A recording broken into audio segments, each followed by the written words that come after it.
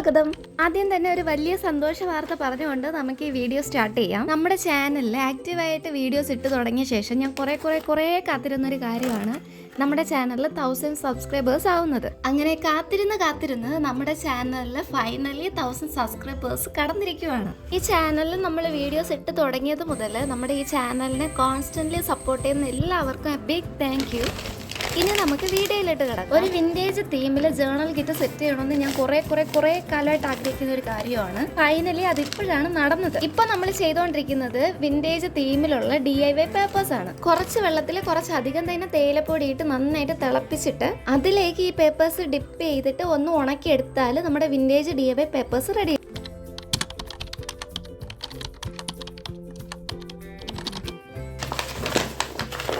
നമ്മൾ ചെയ്തെടുത്ത പേപ്പേഴ്സിന് ഇനൊരു ഡയറി രൂപത്തിലാക്കണമല്ലോ.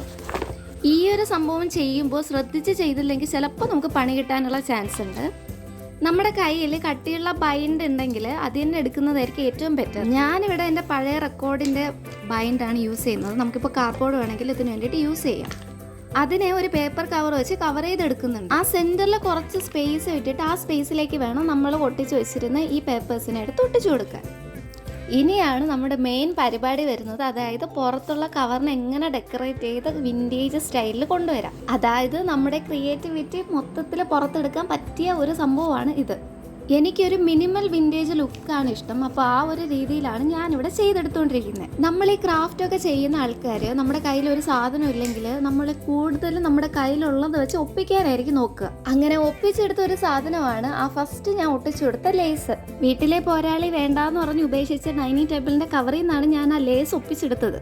പിന്നെ നമുക്ക് ഇഷ്ടമുള്ള എന്ത് വേണമെങ്കിലും ഇത് ഡെക്കറേറ്റ് ചെയ്യാൻ വേണ്ടി യൂസ് ചെയ്യാം.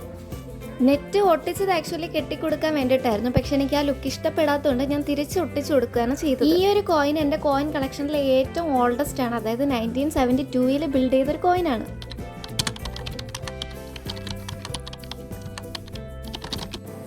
ഈ വിൻറ്റേജ് ജേർണൽസിൽ മസ്റ്റായിട്ട് ഉണ്ടായിരിക്കേണ്ട ഒരു സംഭവമാണ് ഈ സീലിംഗ്. പണ്ടൊക്കെ ഓൾമോസ്റ്റ് എല്ലാ കടകളിലും ഈ സീലിംഗ് എന്ന് പറയുന്നത് ഭയങ്കര കോമൺ ആയിരുന്നു. പക്ഷേ ഇപ്പം കാലം മാറി കോലം മാറി.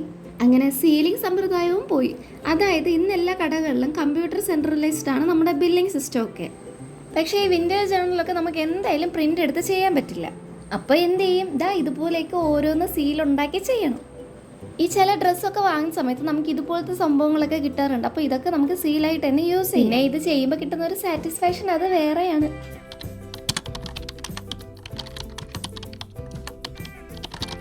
ഈ വാഷി ടേപ്പൊക്കെ ഉണ്ടാക്കാൻ ഇനി പ്രത്യേകം പറഞ്ഞു തരണ്ടെന്ന് എനിക്ക് നല്ലപോലെ അറിയാം. പക്ഷെ ഒരു ജേർണൽ കിട്ടുന്ന നിലയിൽ ഇത് ഇൻക്ലൂഡ് ചെയ്യാണ്ടിരുന്നാൽ എന്താണ് എന്ന് വിചാരിച്ചിട്ടാണ് ഞാനിത് ഇൻക്ലൂഡ് ചെയ്യുന്നത്. ഞാനൊരു 3 ടൈപ്പ് ഓഫ് വാഷി ടേപ്സ് ഇവിടെ ഉണ്ടാക്കുന്നുണ്ട്. ഒന്ന് കുറച്ച് വലുതും പിന്നെ കുറച്ച് ചെറുതും ഒക്കെ ആയിട്ടുള്ളത്. നിങ്ങൾ ഉണ്ടാക്കുമ്പോൾ നിങ്ങളുടെ ഐഡിയയിൽ വരുന്ന രീതിയിൽ നിങ്ങൾ ഈ വാഷി ടേപ്സ് ഉണ്ടാക്കിയെടുക്കുക.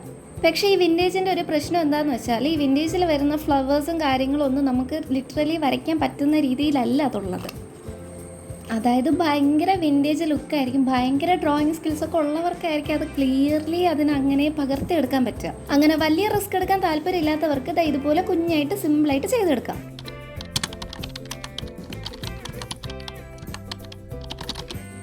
നമ്മൾ നേരത്തെ സീലിൻ്റെ കാര്യം സംസാരിച്ച പോലെ തന്നെ ഇപ്പോൾ സ്റ്റാമ്പ് ഒരിടത്തും കിട്ടാണ്ടായ ഒരു സംഭവമാണ്.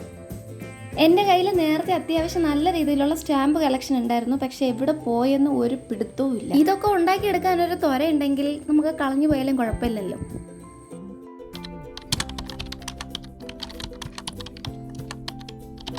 ഞാൻ ഈ ജേർണലൊക്കെ ചെയ്യുമ്പോൾ തീരെ യൂസ് ചെയ്യാത്തൊരു സംഭവമാണ് ഈ ടാഗൊക്കെ. ഒന്നാമത് ഇതിനെ വരച്ചെടുക്കാൻ ഭയങ്കര ടഫാണ്. രണ്ടാമത് ഇതിന് കുറച്ച് സ്പേസ് നമ്മൾ കൊടുത്തില്ലെങ്കിൽ ഇത് ഭയങ്കര ബോറിംഗ് ആയിരിക്കും. എന്തായാലും കഷ്ടപ്പാടൊക്കെ അങ്ങോട്ട് മാറ്റി വെച്ചിട്ട് ഞാൻ ഈ ടാഗ് അങ്ങോട്ട് ക്രിയേറ്റ് ചെയ്യാമെന്ന് തന്നെ വിചാരിച്ചു. ഇടയ്ക്കൊരു രസത്തിനും ബട്ടർഫ്ലൈയും കൂടെ ഞാൻ വരച്ചെടുത്തിട്ടുണ്ട്. ഇപ്പം ഞാൻ ചെയ്യുന്നില്ല. ഇതൊരു പരീക്ഷണാർത്ഥം ചെയ്തൊരു സംഭവമാണ്. പക്ഷെ ചെറുതായിട്ടൊന്ന് ചീറ്റിയ സംഭവം കൂടെ ആയിരുന്നു. അതായത് ഞാൻ ഉദ്ദേശിച്ചത് ഈ തേയിലയുടെ സ്റ്റെയിൻ ഇങ്ങനെ പറ്റി പിടിച്ച് നല്ല രസമായിരിക്കും കാണാനെന്നായിരുന്നു. പക്ഷെ ഒരു പ്യുവർ വൈറ്റ് പേപ്പറിലാണ് ഞാനിത് ചെയ്തിരുന്നെങ്കിൽ നന്നായിരുന്നേനെ. അപ്പോൾ നിങ്ങൾ ട്രൈ ചെയ്യുമ്പോൾ വൈറ്റ് പേപ്പറിൽ ഇത് ചെയ്തെടുക്കാൻ ശ്രദ്ധിക്കുക.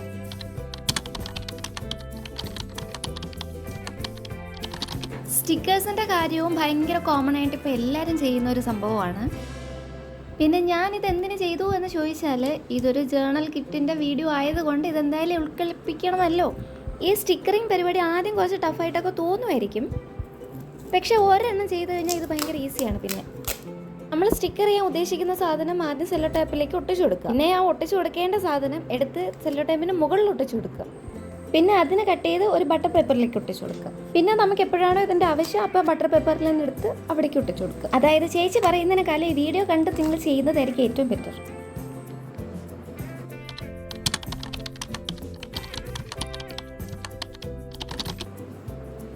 വിൻറ്റേജിൽ കുറേ ലെറ്റേഴ്സ് ചെയ്യാന്ന് പറയുന്നത് കുറച്ച് ടൈം എടുത്ത് ചെയ്യേണ്ട ഒരു സംഭവമാണ്. പക്ഷേ നമുക്ക് കൂടുതൽ സമയം ഇല്ലാത്തത് കൊണ്ട് ഞാനൊരു ചെറിയ വിൻറ്റേജ് ലുക്കിൽ അതങ്ങ് ഒതുക്കുവാണ്. ഇതിൽ നമുക്ക് ഡ്രൈഡ് ഫ്ലവേഴ്സും ഡ്രൈഡ് ലീവ്സൊക്കെ വെച്ചിട്ട് ഇത് അടിപൊളിയായിട്ട് ഡെക്കറേറ്റ് ചെയ്തെടുക്കാൻ പറ്റും. ഈ വീഡിയോയുടെ അവസാനം ജേണൽ സപ്ലൈസ് എല്ലാം ഒരു ബോക്സിലേക്ക് ആക്കുന്ന ഒരു വീഡിയോ ഉണ്ട്. സത്യത്തിൽ അതാണ് ഈ വീഡിയോയുടെ ഹൈലൈറ്റ്. ഞാനിട്ട ഷോർട്സ് കണ്ടവർക്ക് മനസ്സിലായിട്ടുണ്ടാവും. കാണാത്തവരുണ്ടെങ്കിൽ എന്തായാലും അതൊന്ന് ചെക്കൗട്ട് ചെയ്ത് നോക്കാം.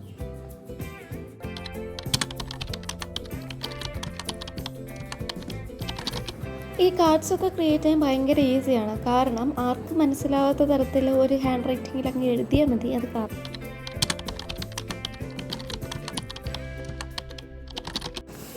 ഈ വിൻറ്റേജ് ജേർണൽസിൽ എല്ലാ ജേർണൽസിലും കാണാൻ പറ്റുന്ന ഒരു കാര്യമാണ് പഴയ കാലത്തെ ന്യൂസ് പേപ്പേഴ്സ്. ഈ ജേർണൽസിൻ്റെ ബേസ് പേപ്പേഴ്സായിട്ട് ഇത് നമ്മൾ യൂസ് ചെയ്യാറുണ്ട്. നമ്മൾ എക്സ്പെക്റ്റ് ചെയ്ത രീതിയിൽ ഇത് വന്നിട്ടുണ്ട് എങ്കിലും ആ ഒരു ഓൾഡ് ഏജ് ലുക്ക് വന്നിട്ടില്ല. ഈ മെസ്സായിട്ട് ക്രിയേറ്റ് ചെയ്യുന്ന പേപ്പർ നമുക്ക് ബേസ് പേപ്പേഴ്സായിട്ട് ജേർണൽസിൽ യൂസ് ചെയ്യാൻ പറ്റും.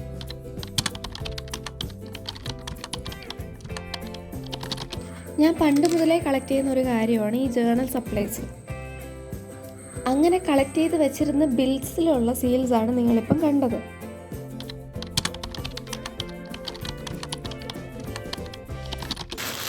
ഇതാണ് ഞാൻ നേരത്തെ മെൻഷൻ ചെയ്ത ജേർണൽ കിറ്റ്. ഇതിലിങ്ങനെ ഓരോന്ന് വെക്കുന്നത് ഭയങ്കര സാറ്റിസ്ഫൈങ് ആയിട്ടുള്ള പ്രോസസ്സായിരുന്നു കേട്ടോ. നമ്മൾ ഉണ്ടാക്കിയിട്ട് എല്ലാ സാധനങ്ങളും കൂടെ ഒരു ജേർണൽ കിറ്റിനുള്ള സംഭവങ്ങളുണ്ടായിരുന്നു. മാത്രമല്ല എൻ്റെ കുറേ കാലത്തൊരു ആഗ്രഹമായിരുന്നു ഈ ജേർണൽ കിറ്റ് ഉണ്ടാക്കാൻ. അപ്പോൾ അതും സാധിച്ചു. നിങ്ങൾക്ക് ഇഷ്ടപ്പെട്ടിട്ടുണ്ടെങ്കിൽ എന്തായാലും ഇത് ഉണ്ടാക്കി നോക്കുക. അപ്പോൾ ഇനി കാണുന്നത് വരെ എല്ലാവർക്കും ബൈ.